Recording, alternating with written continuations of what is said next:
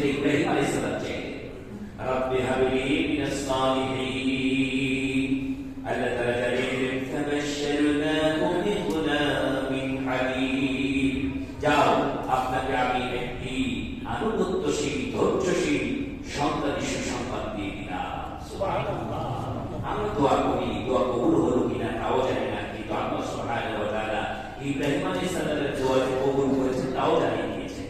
তিনি খুশিতে আত্মহারা যে আমার এই ৮৬ বছর বয়সে একটা সন্তান আমি পাবো। এই সন্তান পেলেন, পাওয়ার পরে আল্লাহ সুবহানাহু ওয়া তাআলা পরীক্ষা করছেন। এই শেষ বয়সের সন্তান পাওয়ার পরে মহব্বত ভালোবাসার যে বাসা তিনি বেঁধেছেন স্ত্রীকে নিয়ে সন্তানকে নিয়ে, এই মহব্বত ত্যাগ করতে পারবে কিনা আল্লাহ পরীক্ষা দিয়েছেন। এই মহব্বত ত্যাগ করতে পারবে কিনা, সন্তানকে ছাড়া স্ত্রীকে ছাড়া একা একা থাকতে পারবে কিনা, এই পরীক্ষার জন্য তিনি বললেন যাও তোমার এই শিশু সন্তান এবং তোমার স্ত্রীকে নিয়ে সে আমার ঘর কাবার সামনে রেখে আসো, মক্কাতে রেখে আসো। সেই ইরাক থেকে, সেই ফিলিস্তিন থেকে, সেই মক্কার অভিভাবক সেখানে রেখে হাজার একটি ছোট্ট